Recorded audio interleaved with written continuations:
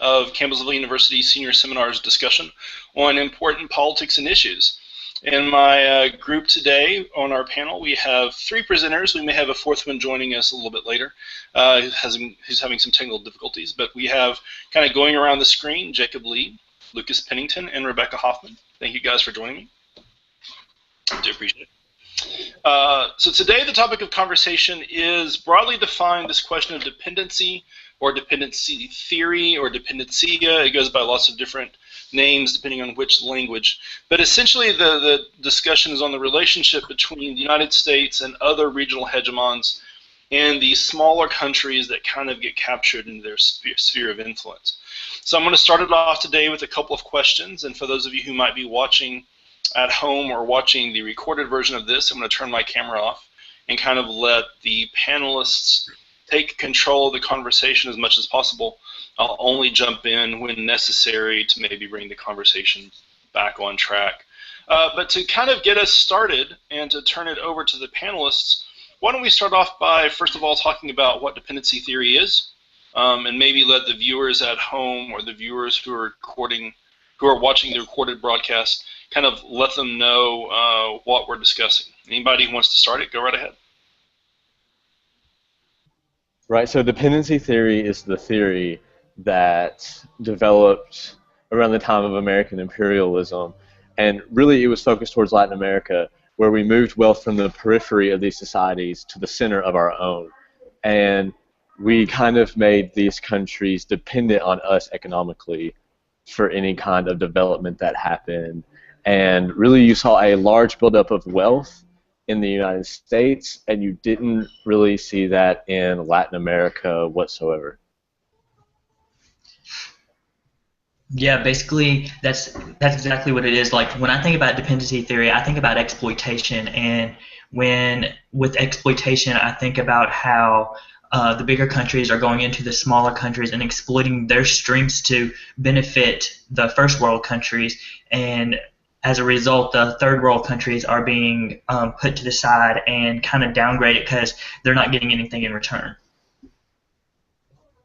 And not to say that none of these countries have any benefits from this, and some aspects of the economy or society in these Latin American countries did reap good benefits from this. The majority did not. Most people did not. You see a few wealthy individuals in places like Venezuela or Brazil or Argentina, but you didn't see the distribution of wealth like you saw in the United States. Right. When it comes to dependencia, it depends. You can either be the dominant one or you're the dependent. And either if you're the dominant one, you know the dependent is going to lack in some type of resource. Right, and in a lot of these countries, they did depend on one resource to get them by. So whether it was sugar or coffee or whatever it was that the country specialized in, they didn't really harvest these resources for themselves. They were exporting them to other countries so they could reap the benefits.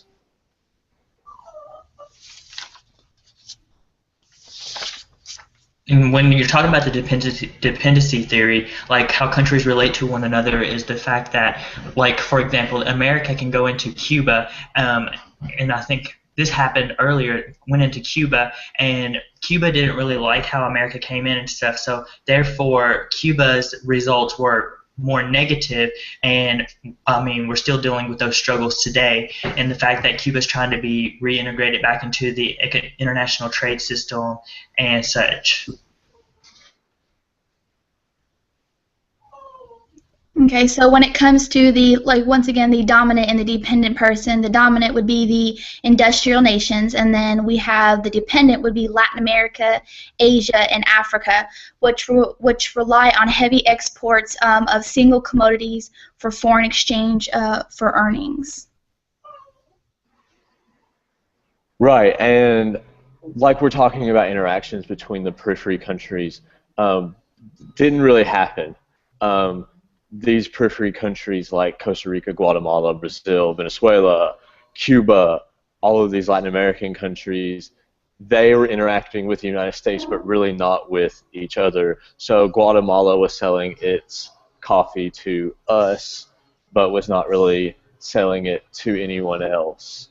And Cuba was growing sugar back when we had a strong relationship with them. They were growing sugar and selling it to us for us to refine, not for other countries or not for themselves to refine.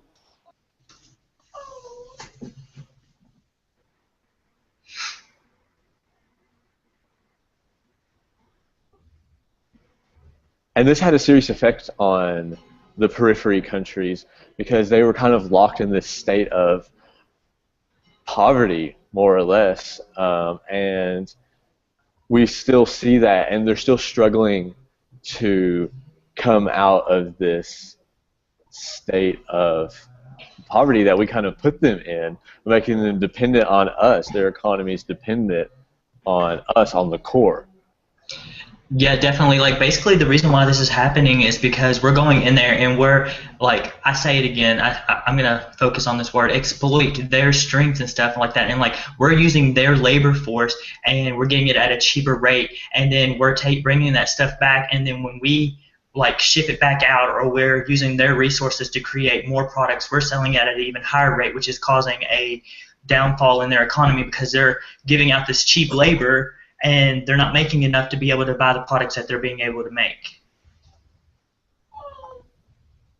And, like, the reason why they'd be able to be would be able to be exploited is because you would be like when you have a power such as America coming into your nation and with such strong ties to the international world, you're not really going to battle against that as heavily when, say, you're Cuba or Chile or a smaller country that doesn't really have them ties that can relate to another hegemon and can like fight against America and the way that they want to run things. There are people in these countries, however, that do benefit from dependence on the United States. So people at the top, people who own the resources, like in most capitalistic countries, people who own the resources or own the plantations are benefiting from this. They're not benefiting as much as the core in the United States benefits, but they are to some extent, and this is where you see a lot of leadership coming out of Latin American countries is in the core or in those who own the resources in these countries. They are the ones that want to control it, and they're the ones that benefit. And they do this because the United States will use force. And I think we see examples of that throughout history, that we will use force to get what we want. We will go in militarily or disrupt their politics in any way. Yeah.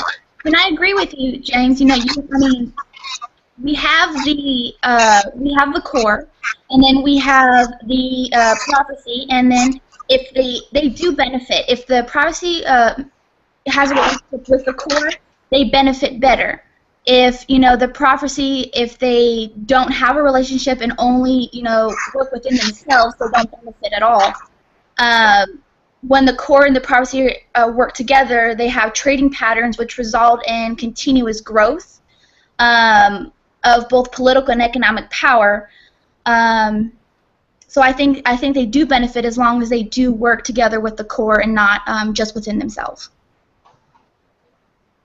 Right, and if we want to look at specific examples in history of when we've gone in, you only have to think about, for example, Panama.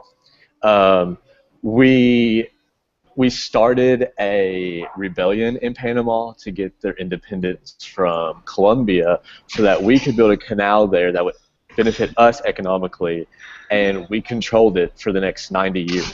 With troops being in that country, we were controlling this canal that basically our ships were using.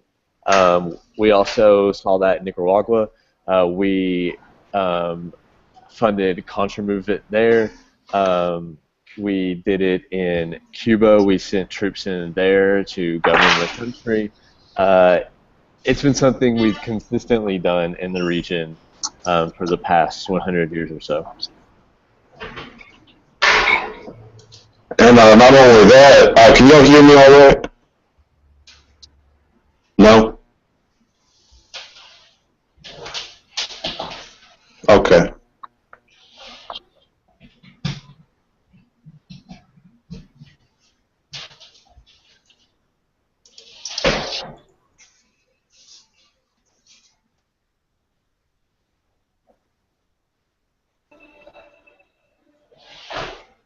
Well, is dependency inevitable though? Was it something that was going to happen, or is it something that was just natural? That with us being so powerful, the other countries just had to depend on us because there wasn't enough resources or power to go around. So with us already being so large, was it just going to happen, or did we make it happen?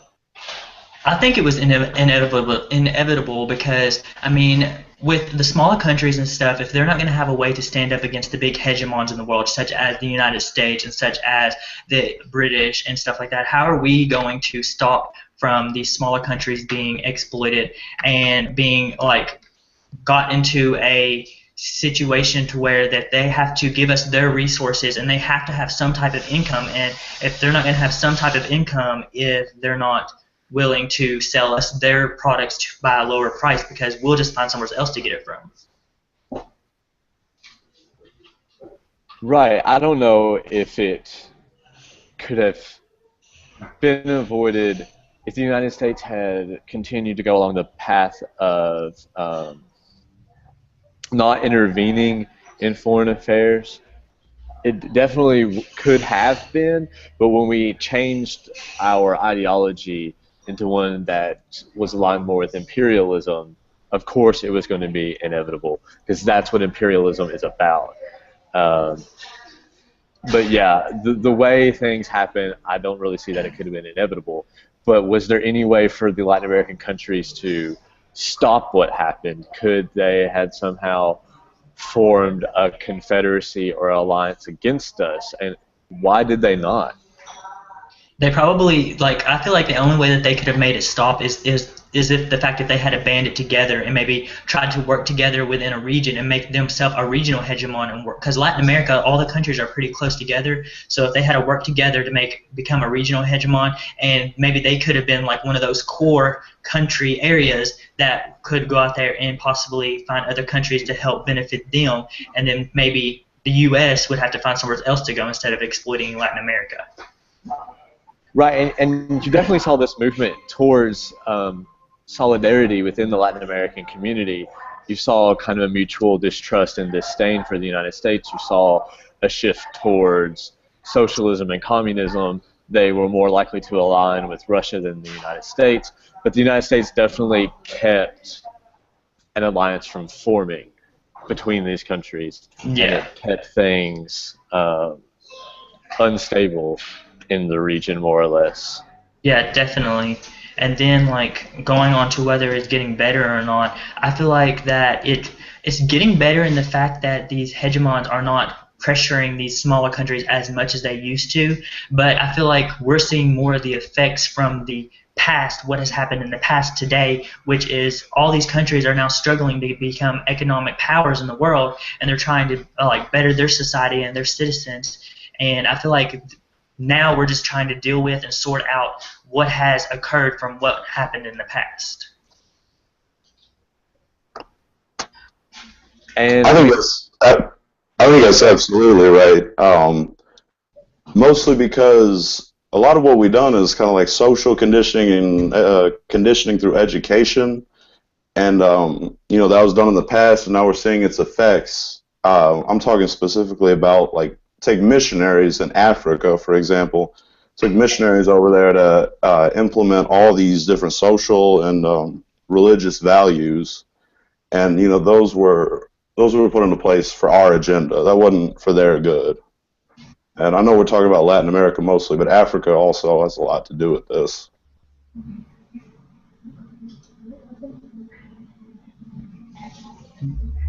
something has changed or they tried to change it with solutions such as import substitution.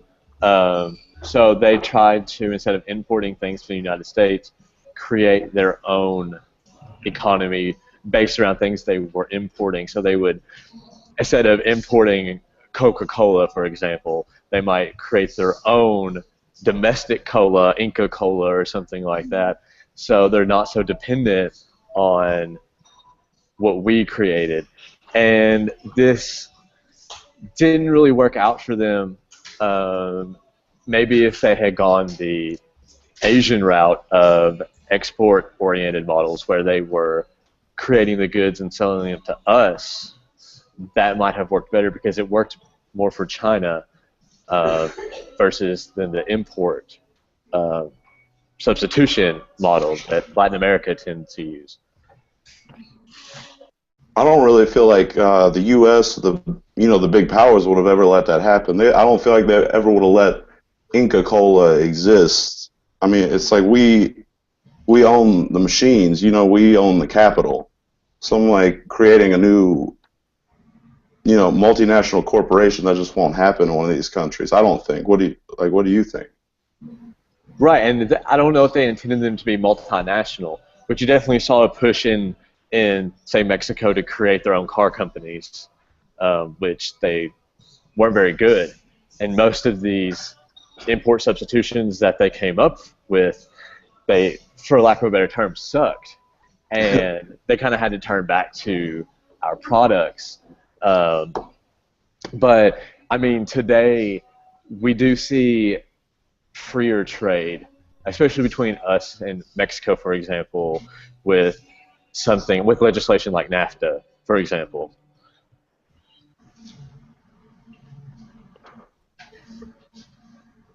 Right, and I mean, but you mentioned NAFTA, and there's so many things like NAFTA, all these commissions and organizations and deals, the IMF and all that.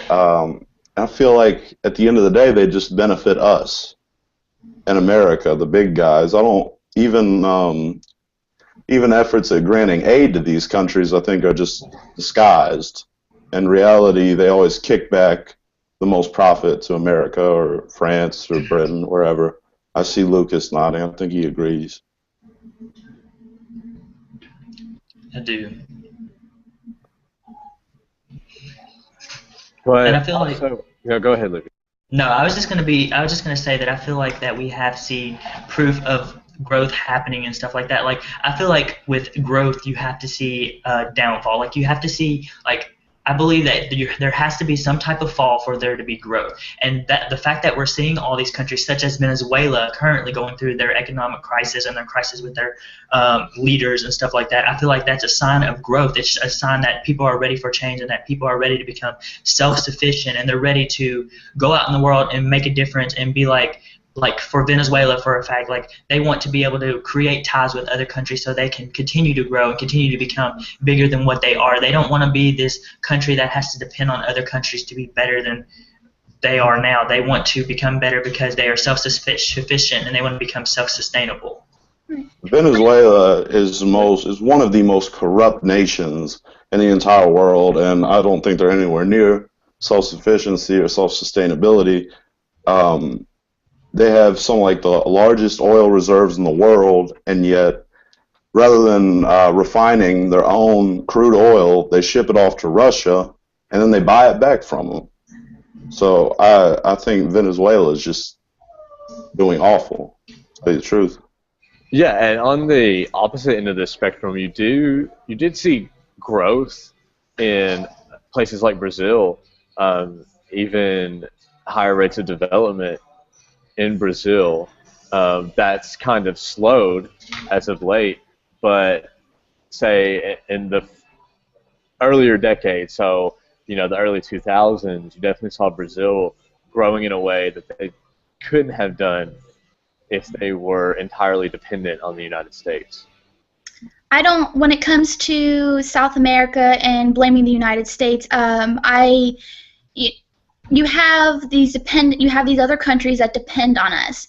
If you have Africa, like you said, they're South America, they're wanting to be more independent, and by becoming more independent, they are less dependent on us, which will not cause poverty. It'll make them more sufficient, and because if they rely on other people, other countries, they can't survive. I don't think that America is to blame. I think that if they are going to blame us, then it's not the right thing to do. They work on their own people. I think it's a good idea that they're making their own. It might be a different brand than us. They might be copying us in a way, but if they're willing to go out of their way to make a different type of brand to support to their country, I think it's a great idea, and I don't think America is to blame. The United States is to blame. I think we are independent, and they look upon us for guidance, but to depend on us is not the right thing. Right, and while dependence may not have been the right thing, I don't know if they had a choice in the matter, really. We kind of forced dependence on them because we knew we were bigger than them. It's like when a larger kid walks into the playground, he can do whatever he wants because he is bigger than everyone else. He could literally beat the tar out of someone, and that's what we were. And they didn't have a choice in this dependence on us. We forced it onto them. We went into their countries, extracted natural resources, and used them for our own gain to make ourselves more wealthy at the expense of these smaller, weaker countries. And that was the name of the game. And I don't really believe that they had a choice in this dependence. Now, you might have had individual leaders in these countries that more blame can be placed on. They allowed this to happen, or they took kickbacks from the United States. But to say that they are at all to blame for this, I don't believe that. I believe that it was our own imperialistic ideas or ideology that forced them into this. I don't even know how to put it, inevitable situation. Yeah, it's definitely capitalism at its finest, in my opinion. Like, the U.S. saw these other smaller countries as a way to make more money and as a way to make themselves better. So that's why, like, with capitalism, that's the name of the game. You go in there, you get the resources you need, you sell them at a higher price, and you make your money. You do what you have to do to be self-sustainable and self-sufficient. And I agree with you. You have the first world and you have the third world, and it goes the first world, third world. It does not go third world, first world. I understand it goes one way, and I understand that we did go in there and we took natural resources from them, and I understand that. And I do agree with you, Jacob. I was just simply advising that we did go in there, we did steal all the resources, but at the same time it wasn't necessarily right. But I do understand the cycle when it comes to first world and third world. It doesn't go both ways. It goes one way, and it goes from first to third due to the economics. I mean, like, we all grew up as Americans here, I'm assuming. I know growing up, I never thought of America as being corrupt or bad or anything like that. I thought, that's my homeland. They do the right thing. And then the older you get, the more you look around and say, like, hey, they do kind of some messed up stuff. And I think this is just one of those things where you want to believe, like, well, maybe they're doing the right thing here. But if dependency theorists are correct, then, they're not doing the right thing. If America wasn't doing, the right thing when it comes to going to other places and getting resources, like, we have factories in other countries that do all the hard labor, all the hard work. For instance, we go to Walmart and say we buy an outfit or a shirt, and we're not going to not buy it because another country took more labor and more time to make it. We're not going to think about that as we're buying it as Americans. That's what it's all about when it comes to trade and deporting back and forth when it comes to goods. It benefits one, and as Americans, I honestly don't feel sorry going to Walmart and buying a shirt or something because it does benefit us. Like honestly, I just think it comes down to who you are and what type of ideology that you have. Like as a capitalist, you're gonna think that America's doing the right thing because they're playing by the rules of capitalism. But like say you're someone who is more liberalist and don't think you should take advantage of people's weaknesses or exploit their strengths or stuff, then maybe you should have to find another way to like become self-sufficient and self-sustainable because that's the when the dependency theory, if everyone could become self-sufficient and self-sustainable, then the dependency theory would not be relevant in our discussion today. But the fact is, there's countries out there that need the U.S. There's countries out there that need England. There's countries out there that need China. It's just inevitable that the dependency theory is relevant and will continue to be relevant until everyone can live on their own. Oh, I think it's really. Sorry, go ahead, Dr. Williams. Just kind of jump in here real quick. So if the argument that y'all are making is correct, if dependency theory is inevitable so long as America is the most powerful country in the region, what does the decline of American hegemony suggest for the future of either dependency theory in general or for the conditions of the specific countries in particular? What do y'all think? Well, Definitely I think other countries. Go ahead. Go ahead. Okay. Well, okay. So if we see the United States declining, you're either going to see conditions in countries that were once dependent on us get worse, or they might look for a new country to be dependent on. And you definitely see more interaction between Latin America and China than we once saw in decades past. So which might suggest that the new country to be dependent on is China. And they might start leaning towards China more than ever before as time goes on, as long as they continue to grow like they are currently. You said that the other countries might start to get worse and everything like that, but then again, there might be a benefit in the fact that if the countries are no longer dependent on the U.S. or some other country, maybe they will find like these alternatives, like the import substitution and stuff like that you were talking about earlier. Like maybe they'll find ways to grow their economy on their own, and maybe like because I know when I'm under pressure, I perform better. So maybe if they're under pressure to be self-sufficient and not have to rely on the U.S. to come in and fix problems, maybe they will find solutions to better themselves. But don't you think some other U.S. would take over? I mean, I think it's Jacob's example of the playground is really relevant here. It's like if Bully Bobby goes away, then Bully Terry is going to come up and take his spot. I feel like. I think some other nation will take the U.S.'s place. But I think that if we're trying to get to a world, like if the majority of the people are trying to get to a world where there isn't these hegemon powers that are controlling every aspect of the trade and everything like that, maybe other countries will band together and be like, okay, let's be self-sufficient. Let's become our own little regional hegemon like I had mentioned earlier and become self-sufficient. And so we don't have to watch China come in and take over our economy and benefit from our strengths.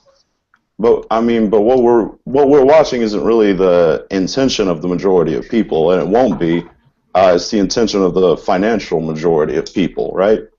So we're going to see played out what the upper 1-2% wants done.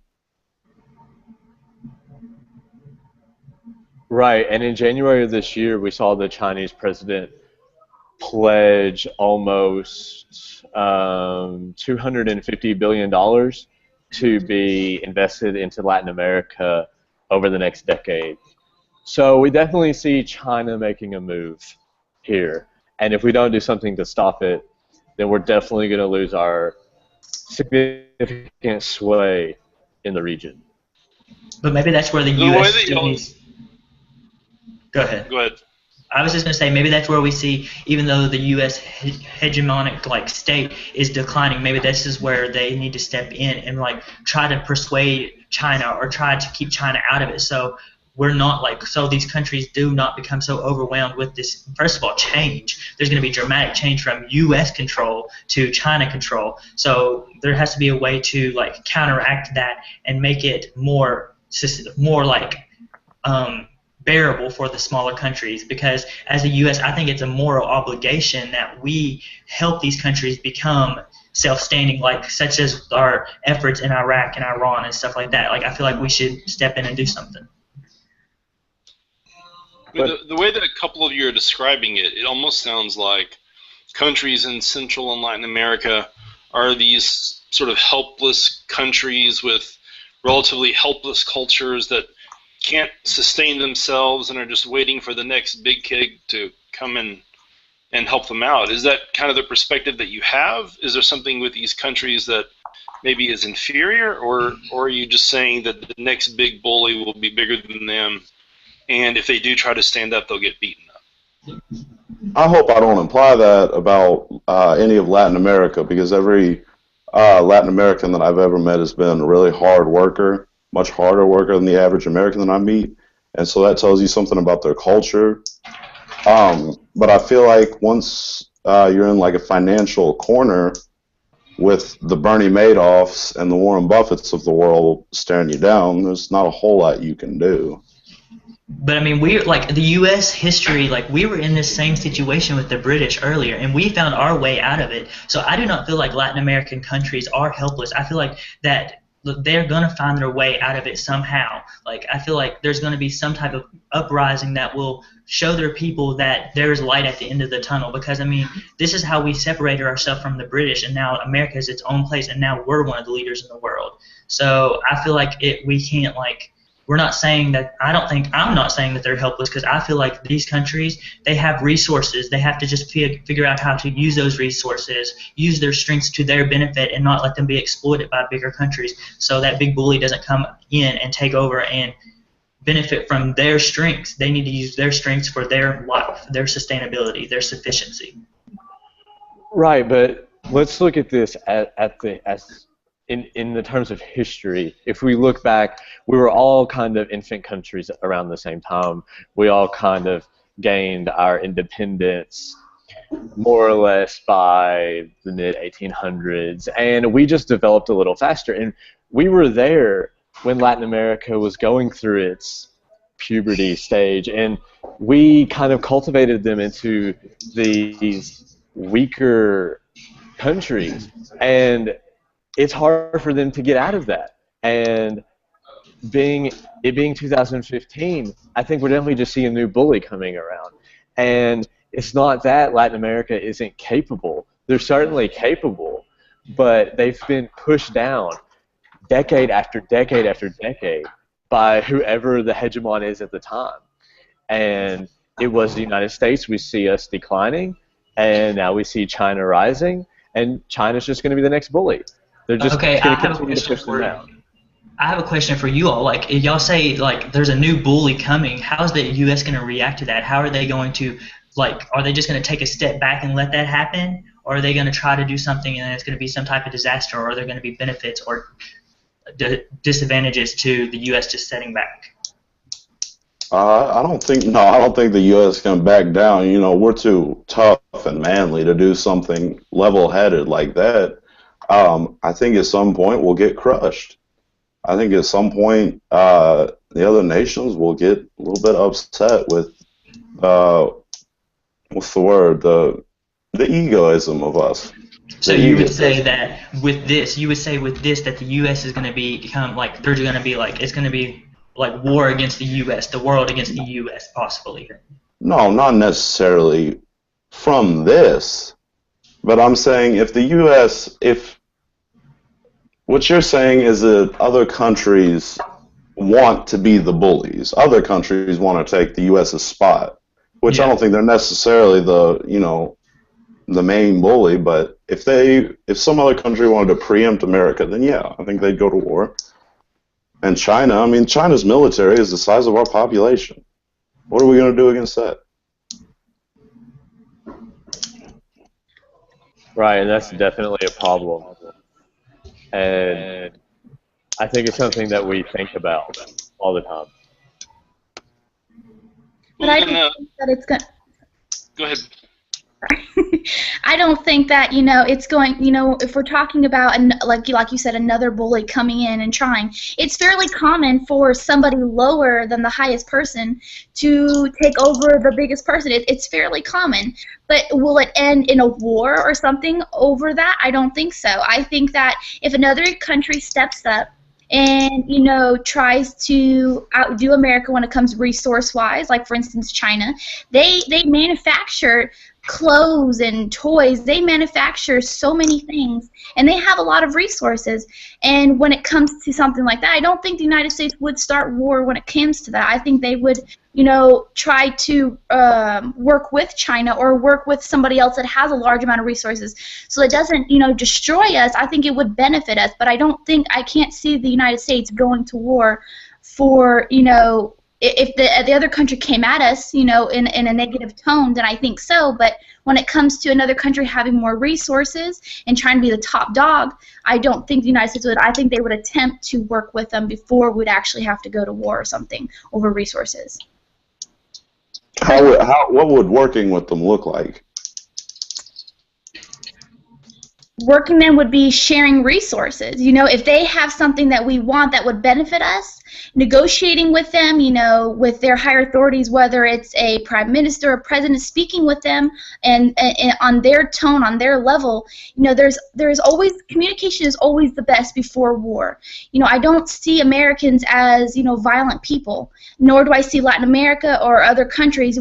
Violence only occurs when communication cannot be done between the two countries, and the United States is a communication country. The United States, like our military. yeah. I don't feel like the United States is a communication country. I feel like we're they kind of upset us. Let's get them back. Let's take these guys out quick. Yeah, I definitely don't see them working with another hegemonic power to, kind of come into these Latin American countries and stuff, because that's like helping the, I want to say enemy, but they're not really an enemy, I don't think, but it's like helping the enemy gain more resources than they already have and making them even bigger than what they are. Right, that's right.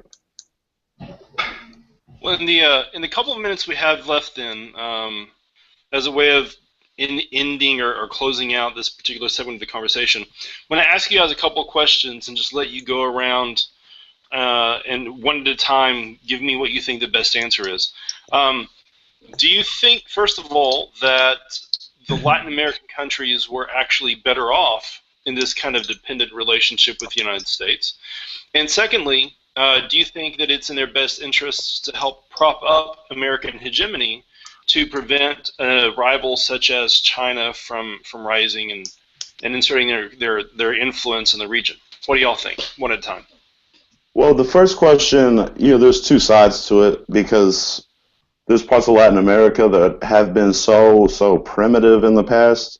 So yes, American influence has had some positives there, like education has improved in certain parts of Chile, I know, Argentina. But at the end of the day, you just can't make up for the fact that we're taking their primary commodities and just basically stealing them. We're stealing them. And as to the second question, can you repeat the second question? I apologize. Yeah, sure. Would it be in those countries' best interests to prop up American hegemony, given the potential ramifications of another country asserting itself in the region?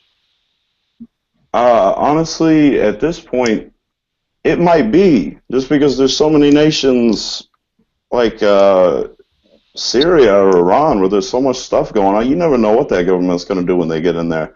And I'm not saying what's going on now is good. It's far from good, but you never know what the next guy's going to be like.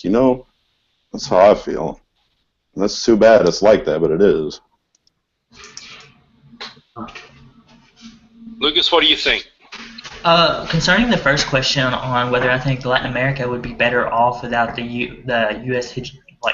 U.S. influence, I feel like that is just dependent on if the countries know their resources and know how to use them in the right ways. I feel like if these Latin American countries can become independent and self-sufficient, then they definitely would be better off, because then they wouldn't have U.S. influences coming in to try to make them more like themselves. But when it goes back to, I feel like some countries, to answer the second question, I feel like some countries are not they're not technologically advanced enough to use their resources to be self-sufficient and self-sustainable. So I feel like as those countries that may not be able to make themselves self-sufficient, self-sustainable, they should try to keep the American influence and should try to help them stay as one of the hegemonic powers, because if not, other countries are going to come in and they're going to take over. And it could possibly be the Latin American country right next to you that knows how to use their resources and has more technological items than you do, and then it could just end in a bad situation, I believe. Ms. Hoffman, where do you stand? I have to agree with Lucas to an extent. You know, I don't think that, you know, Latin America would be better off with the United States. I think that they do have resources, and I do think they should learn how to use them correctly, and I do think they would be more efficient that way. But they shouldn't depend solely on us, but at the same time is that they should keep a lot of ours, because until they are fully can stand on their own. As well as to prop up the U.S. Hegemony. You know, I would have to agree with Lucas again. I just, you know, I just see the U.S. as, you know, still being up there, and others just relying on us when it comes to resource-wise and having to survive when it comes to their economies. Mr. Lee, it looks like you get the final word. All right, so I'll be as blunt and honest as I can be. In my opinion, they would have been much better off if the U.S. had never existed and the U.S. had never got their hands into things.